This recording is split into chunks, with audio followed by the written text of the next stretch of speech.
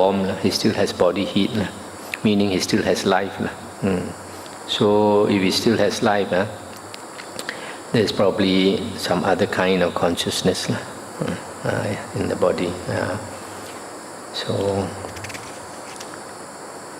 that's why here it says, even though that consciousness is unestablished, it is liberated, it is steady, it is content and all that. If there's no consciousness, how can the consciousness be steady and content and unagitated? The next sutta is 22.54 at Savatthi. Monks, there are these 5 kinds of seeds. What 5? Root seeds, stem seeds, joint seeds, cutting seeds, and germ seeds as the 5th. And if these 5 kinds of seeds are unbroken, unspoiled, undamaged by wind and sun, fertile, securely planted, but there is no earth or water, would these 5 kinds of seeds come to growth, increase and expansion? No, Venerable Sir. According to the commentaries, they have some interpretation about these 5 seeds, but it seems to be wrong. At the bottom of the sutta, the Buddha explains what these 5 seeds mean. If these 5 kinds of seeds are broken, spoiled, damaged by wind and sun, unfertile, not securely planted, but there is earth and water, would these 5 kinds of seeds come to growth, increase and expansion? No, Venerable Sir. If these 5 kinds of seeds are unbroken, unspoiled, undamaged by wind and sun, fertile, securely planted, and there is earth and water, would these 5 kinds of seeds come to growth, increase and expansion? Yes, Venerable Sir. Monks, the 4 stations of consciousness should be seen as like the earth element. Delight and lust should be seen as like the water element. Consciousness together with its nutriment should be seen as like the 5 kinds of seeds. Stop here for a moment. So here the 5 kinds of seeds represents consciousness together with its nutriment.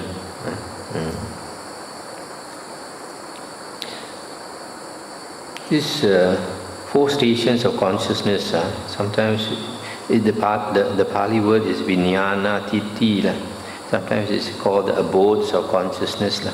But in the Pali dictionary, they always talk about 7 abodes of consciousness.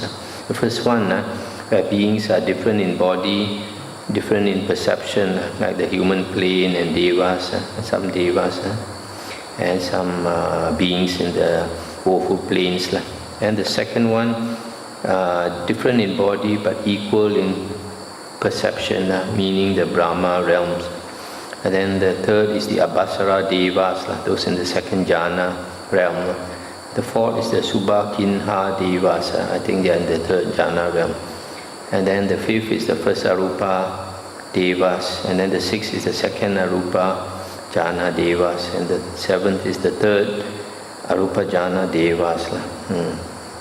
So the 4 stations of consciousness, or the 4 abodes of consciousness, should be seen like the earth element, just like the seed resting on the earth. So consciousness resides in these different beings. Delight and lust should be seen like the water element, because water, if you have water, that's the catalyst for consciousness to grow. So delight and lust is the catalyst. If we delight in this and that in the world, then consciousness continues to grow. Consciousness together with its nutriment should be seen like the 5 kinds of seeds. Consciousness, it has different types of nutriment. I think earlier we read. So all of these are considered as the 5 kinds of seeds that will sprout. Consciousness monks, while standing, might stand attached to form of body, based upon body, established upon body, with the sprinkling of delight. It might come to growth, increase and expansion. Our consciousness while standing might stand attached to feeling, perception, volition, consciousness, volition. And based upon these other aggregates, with the sprinkling of the light, it might come to growth, increase and expansion.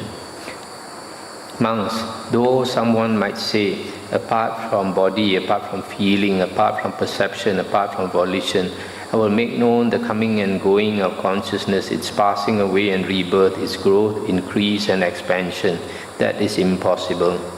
So here the Buddha stressed this point again, that the 5 aggregates, they come together. Monks, if a monk has abandoned lust for the body element, with the abandoning of lust, the basis is cut off. There is no support for the establishing of consciousness. If he has abandoned lust for the feeling, perception, volition, consciousness element, with the abandoning of lust, the basis is cut off. There is no support for the establishing of consciousness. When that consciousness is unestablished, not coming to growth, non-generative, it is liberated. By being liberated, it is steady. By being steady, it is content. By being content, he is not agitated. Being unagitated, he personally attains Nibbana. He understands, destroyed is birth, the holy life has been lived. What had to be done has been done. There is no more for this state of being. So here the point of this sutta is that if we let go the desire for the 5 aggregates, which is basically body and mind, then there's no support for consciousness, because consciousness resides in the body and in the mind. So when there's no lust for this body and mind, then consciousness will not continue to grow. The other point I want to see here, just now I said that the 5 aggregates come together. That is on condition that there is consciousness. Once you have consciousness, the other aggregates must be there. Body, feeling, perception and volition. But there is another state which is, there's a type of beings called the asanya satta. In the 4th jhana realm, there's a type of beings which have body but no consciousness. They have body but no consciousness. Without consciousness, so there's no feeling, there's no perception, there's no volition. It's just like a block of wood. They just exist for a long time in the 4th jhana realm. And the moment consciousness starts, they will die from there.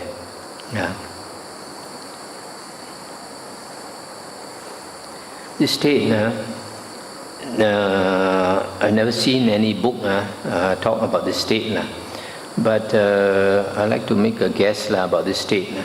Because in the Vinaya books, the Buddha described how he was practicing very hard to attain liberation, and how he tried all various ways to end suffering, in other words, end his existence. And one of the ways he tried was to use his mind to force the mind to stop. So because his mind was very strong, because he had attained even the arupa jhanas, so his concentration, his mind was extremely disciplined.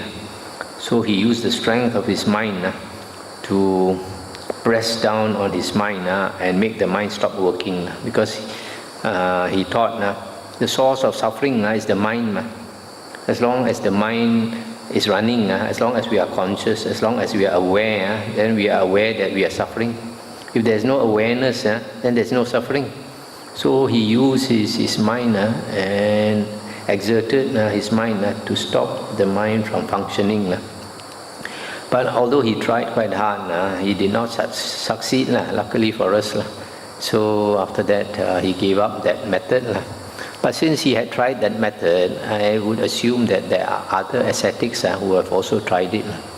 So if they had succeeded, the mind would have stopped working and become unconscious.